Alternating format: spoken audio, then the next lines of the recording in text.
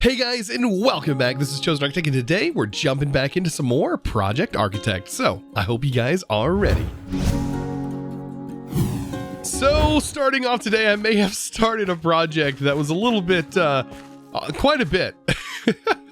So I started off today, I was like, you know what, I'm gonna build something over this. Like I had planned to build something over this, but I wasn't planning on it being this big until I realized, oh, it has to be kind of big because of the trees here.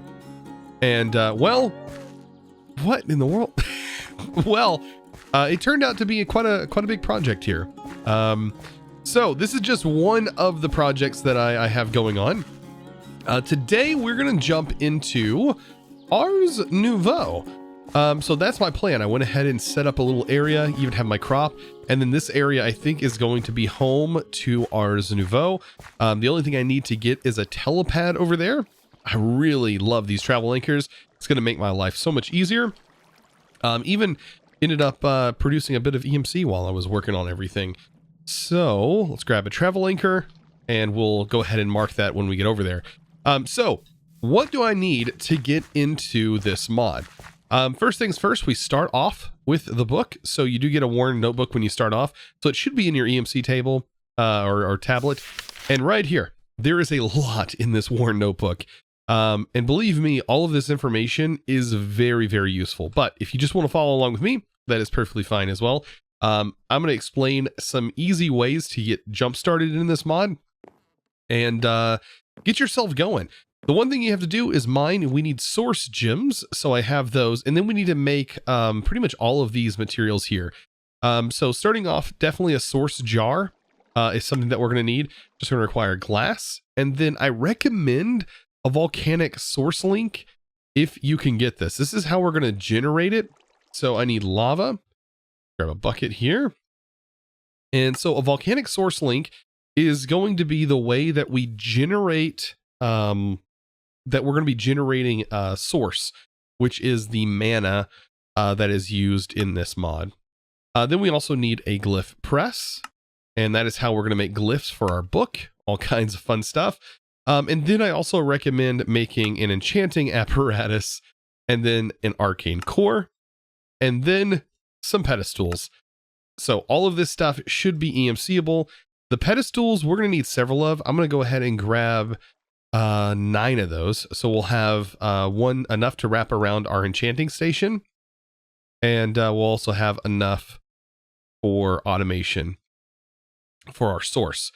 So hopper, do I have a hopper line in here? Let's grab a hopper real quick. Perfect. So we have just about everything that we're going to need to literally get started with this. Let's go ahead and plop this down. So right away, we want to start producing source. So with a source jar right here, I'm going to go ahead and place this down like right here. Eventually we're going to have more of them. I'm going to place a source link on top. You don't have to place this on top, but I think it looks kind of nice setting on top. And then we're going to have a pedestal that is going to go right here. And what the idea of this is if I put a hopper, for example, onto this, I think that will work. And I have a transmutation table, and I use some coal. I think even charcoal works. Charcoal's cheaper, so I recommend probably using some charcoal. Notice if I place this on here, this should consume the charcoal. If it does it use charcoal? I'm pretty sure it uses any burnable material. And it should start to fill up this source jar eventually with it, I think. Coal. Is it specifically coal that it works with? Let me swap this out and I'll see. This isn't firing for some reason. This is how I normally get source. So I think I found the fatal flaw. And that is, yeah, it has to be placed here. As you can see, it is on. But if I place it right here, now it's starting to consume it and sending it over here. Okay. Yep. That's the issue. This apparently has to be on the ground. I don't think it has to be directly next to it, but we will see the particles Yeah, sending now and sending source. Okay, perfect. So we can see the total. We have this working.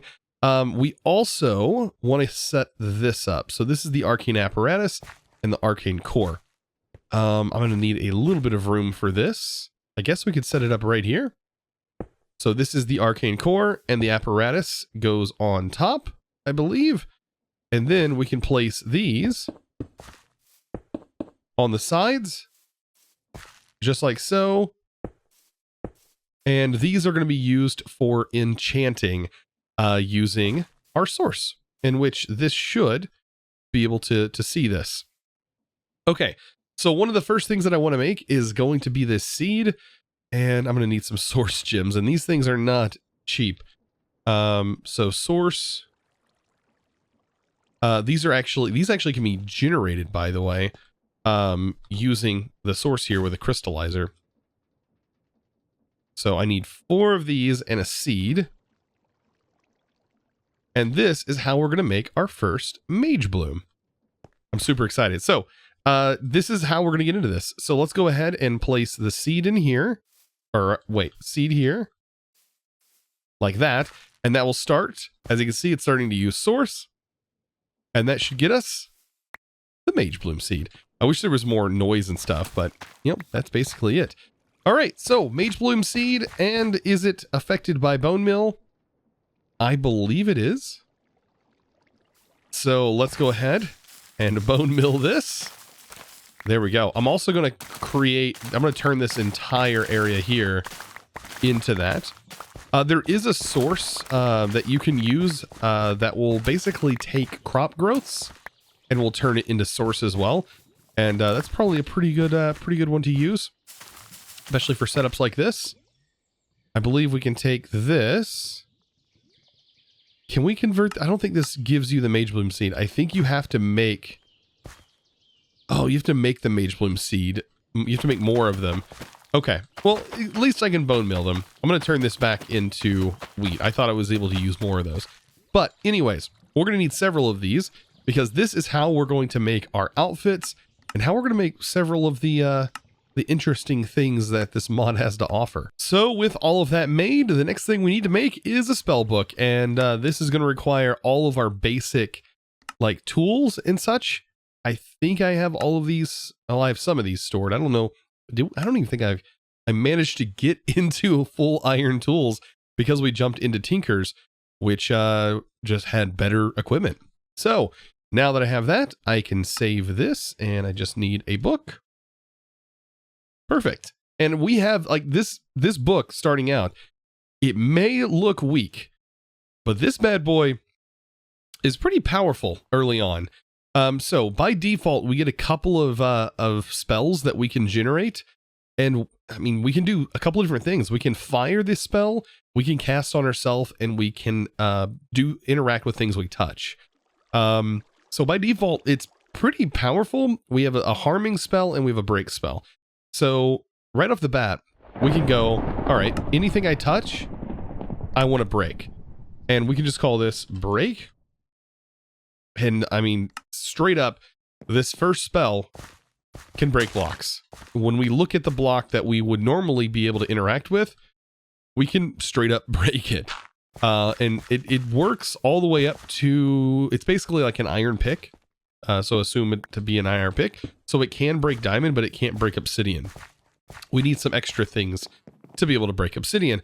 But by default, it's pretty powerful. And not to mention, when we open this book back up, which I think, don't know the exact keybind. I think it was supposed to be V and C.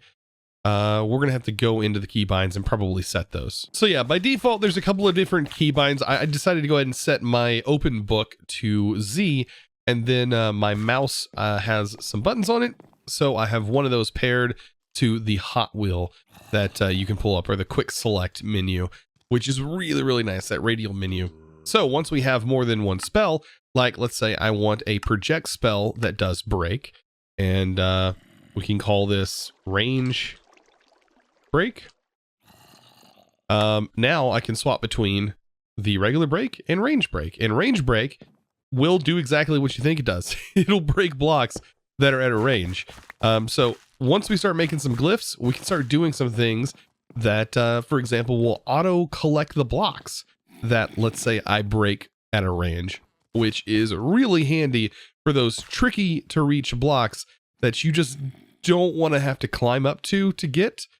I mean, this is a really handy tool for all this stuff. Now to start with our glyph production, because this is where things are going to get a little bit interesting. So to make a glyph, we need a base part, so this magic clay, and then we need another component that is going to make up what the glyph is.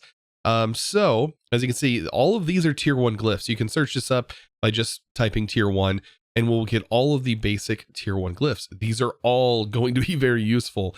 Some of the ones that I hopefully have the materials to make, I'm going to try to make, such as bounce, for example.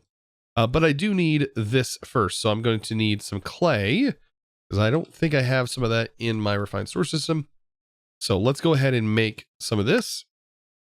And luckily we can EMC this. So I'm going to grab a few out. They are not cheap. However, they're about the cost of a diamond. And then we need the base part. So let's see, what's a good one? I know like summoning a horse is pretty good. There is one for that.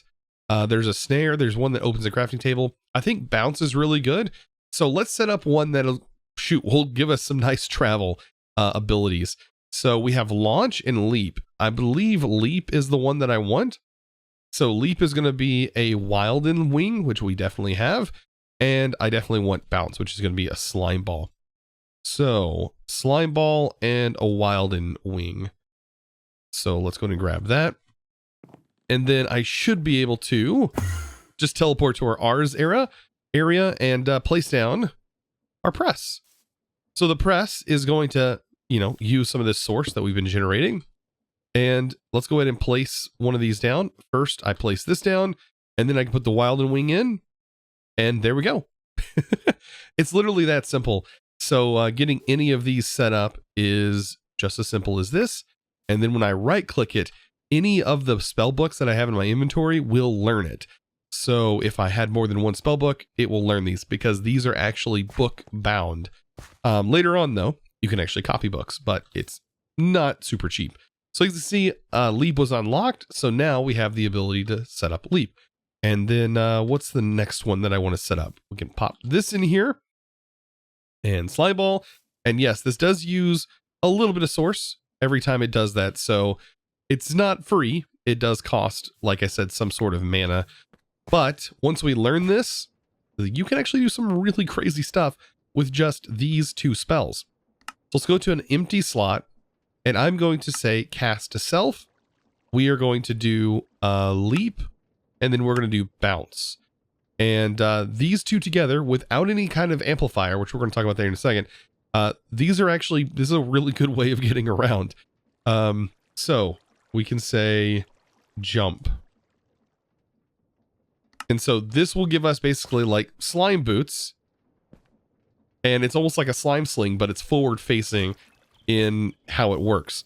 Notice though, it does use a bit of mana from our current mana reserves for this. But it is a nice way to get around. So the one thing that's going to change everything is this amplify. And this is tier 1. And the amplify is pretty ridiculous. So on this leap, I can amplify the leap. Let's say by 2 and then hit it with a bounce and then save this. And now things get a little bit nicer as far as the jumpiness goes. And we're able to literally use this so long as we have enough mana. But at the moment, I'm already starting to run out. So what I'm going to end up doing is I'm going to make myself some armor. And this armor is honestly pretty sick. Even it being a magic set, like we are about to get rid of like all of this junk and go with armor that is from Ars Nouveau. So all we need is a novice set. This is just going to require fire bloom fibers, but I believe we can make these, which just add extra blaze. So we can get the tier 2 set, which is going to be really nice. And this uses blaze fibers. And so to make those fibers, all we got to do is place this in here and we get all these fibers. And then of course we have blaze. and we just combine those together. Pretty straightforward. I think it's like this, right? And that goes in there like this. Perfect. And this is more than enough. So yeah, so we'll end up with a mage hood. This is skipping the novice because we don't even have to make that. And this will set us with, I believe, more mana regen and more mana, like base mana, which it's going to be really nice. Plus, I think it's better than iron armor or right at iron armor. Look at us. Oh, we're already maging it out. Look at this. Oh, man. Awesome. So now that we have this set up, now using this spell doesn't cost as much, and we regen our mana incredibly fast. So now I can use this to travel insane distances without needing any kind of flight. And I wonder if I do have a mob, for example, that does utilize flight, I wonder how that will work. We can even slam ourselves like into the ground because of that bounce. This is awesome. I see this getting incredibly powerful really, really quickly. So there are some really, really, really powerful things that are included in Ars Nouveau. And one of those is warp scrolls. Now, I think you can find these in chests, but they are pretty expensive to make on their own. But yeah, you can find these in chests. I just want to kind of put in perspective what these can do. Because they are one-time use at the moment, these warp scrolls, but they can be made into a permanent portal. However, it will require source for that and also require a portal frame material as well. And I think it's used making, I think you use arcane bricks for it. It does talk a little bit about it in the book. But by default, what you can do with these is, for example, if I want to come home, I can shift right click on this scroll, and this scroll is set to my current location. But keep in mind, this thing is pretty expensive. So when we're on our travels and I want to come back home, all I need is a warp scroll, and I can right click it now, and it teleports me back to wherever I set that warp scroll originally. So pretty powerful. But like I said, I think the better use for it is when you're creating a portal. So I want to set up a little secret teleportation area that's going to allow me to get to my Ars area with a little secret trap door that is going to be in our base. So to sort of demonstrate this, I've got a warp scroll, and I'm going to set it to here, like right here in the middle. Shift right click, and it's locked to that location. So let's go ahead and head back. Even though I can get over here this way, I'm just still showing this off.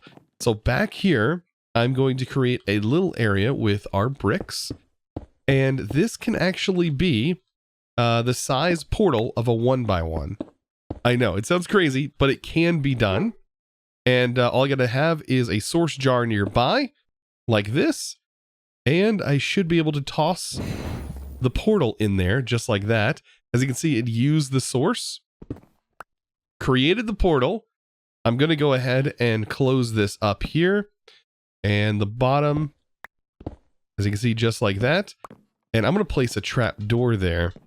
Let's see, do I have a trap door that I can use? I can use a spruce trap door. That will work just fine. And I also need to grab some of our planks. Here we go. Some of the mineral planks, just to sort of cover this up. But yeah, this is kind of a little funny thing that you can do. So since the portal can be 1x1, we can use this feature of crawling through. And there we go. Look, we're all the way over here. Oh man, this is what it's all about. Now, the only thing to keep in mind about these portals is they are not cross-dimensional. This is not a cross-dimensional portal, nor is the other method cross-dimensional. So yeah, you have to keep that in mind, as that is its only limitation, I believe. I don't know if there's a config for it, but it does say in the book that it's definitely not cross-dimensional. Now, even though that portal is a 1x1, you don't have to make it a 1x1. You can make it pretty much from a 1x1, I believe, all the way up to 21x21. So this thing can be quite large. But I just wanted to show how powerful, like, early game, like, this part actually is, because all you need is one thing of source, and you can create yourself a way to go from one place to another pretty efficiently, other than, of course, using travel anchors. Of course, I can still use my travel anchors, and also it costs nothing once you have this set up. So traveling into here costs absolutely nothing. Now it is going to take some time, but I want to get all of the glyphs that I can for tier 1 made up. To be able to use tier 2 glyphs, you have to upgrade your spellbook. But I think before I go about doing all that, I should probably upgrade the area first and make this area look a little bit nicer. I think this sort of thing right here that I have going, it looks pretty bad. It definitely gets us started, but I want to create a way to, of course, generate source and utilize this, but also make this area for it look a little bit nicer. And I think the way to go about doing that is to probably use the logs that come from this mod. So you have these archwood logs, and this actually generates a gray style plank. And then I can incorporate this plank using the exchanger. It's going to be pretty easy to sort of exchange the ground here, so long as this is not enabled. So I can go ahead and get a nice shape set up. And then I will include some of these source bricks. So these can be done in like many different ways. Like there's so many different blocks and stuff that we can make with this. So ours has tons of materials, like gilded blocks. So we can make these gilded alternatives. And there's all these different variants that use a stone cutter. So that is something that I'm going to work on here in just a sec. So after spending a little bit of time working on this, even bringing out the Project Red illumination lamps, which is the whole reason that mod's in here, because I absolutely love the illumination, I decided to hang some things off of chains, and I think this looks pretty good. Right here is our glyph press. So I have the gold in some jars. Unfortunately, the pedestal for the source link has to be like right next to it. So the best solution I could come up with was, instead of a hopper, I decided to use the item translocators, which look a little bit nicer, and just use some sort of barrel. I wish I had a purple barrel, but I don't have that just yet. I think Charm has a barrel or something like that. That would be purple, but I think this looks pretty darn good, if I do say so myself, for this this little area here, which is going to be the enchanting area for Ars Nouveau. So this is looking pretty good. We're getting definitely started. Like, I'm starting to dig into these mods, and we're going to have a lot more fun with them definitely as we go about. But yeah, these chains, that turned out really well. So look who come to visit me as I was just about to start packing up. Oh yes, this guy actually has some pretty decent stuff that I don't have to worry about, like packed ice. For example, I can grab some packed ice, and I'll also grab a vine. I think I have everything else. I don't know what the ruined portal. Oh, a ruined portal would just be like a standard like nether portal. Ah, okay. So yeah, either way, I just got myself some packed ice. And I remember I was needing this. Oh yeah, for a basalt generator. But of course, yeah, we don't really need a basalt generator right now. But that's definitely something that we'll definitely need ice later on. So heck yeah. So after having all of this nice and completed, I do want to make one last thing here that is in tier 1, and this is going to be a mage light. And this is going to allow me to light up the area a little bit more. I know I'm using these purple lamps, which look beautiful, by the way, but oh, it popped up here. But this will allow me to have custom colored lights, which are really, really nice. So I believe I don't know if I have to set this by default, but if I hit white and hit save, it's listed here. I can go touch, and I should be able to go to conjure mage light and name this light. There we go. And hit create. Now it is, I think instead of actually doing this, I would do projectile and then conjure light. I think this looks a little bit better. Hit create just to make sure we're on white. I'll save, and this should generate a white light, which is kind of rainbow like, but that's of course because white is the mixture of like all the colors. So yeah, that looks pretty good. So this right here is going to be how I light up some of these upper areas like so. Look at that. And I can get lights all over these areas now, hopefully prevent some mob spawning, because yeah, there's been a lot of that going on. Well guys, of course, I hope you enjoyed today's video. Of course, I do want to give a huge shout out to the sponsor of today's video, and that is actually going to go to, and I'm going to use a frame sign here, which is pretty cool. Going to go to Nick. Thank you so much for your amazing support. I'm going to smack that with this. Look at that. Oh, that actually looks really cool. You know what? Like, that looks so cool. I'm going to place it here. Look at that. And then I can put this on here and it literally fits right in. Oh, that's so cool. But anyways, thank you so much, Nick, for your amazing support over on the Discord, becoming a Discord premium member. And of course, guys, if you're interested in joining the Discord, all you gotta do is go to discord.gg/ChosenArchitect. And of course, you will find all kinds of amazing stuff over on the Discord, including a vanilla SMP server that is open to the public for you guys to join. So be sure to check that out. And of course, guys, I hope to see you in the next one. And thank you for the 500,000 subscribers. You guys are absolutely amazing, and I can't believe we hit that milestone. It's insane, and I just want to thank you guys. And looking forward to 1 mil. So, guys, I hope you enjoyed. I'll see you in the next one, and as always, thanks for watching.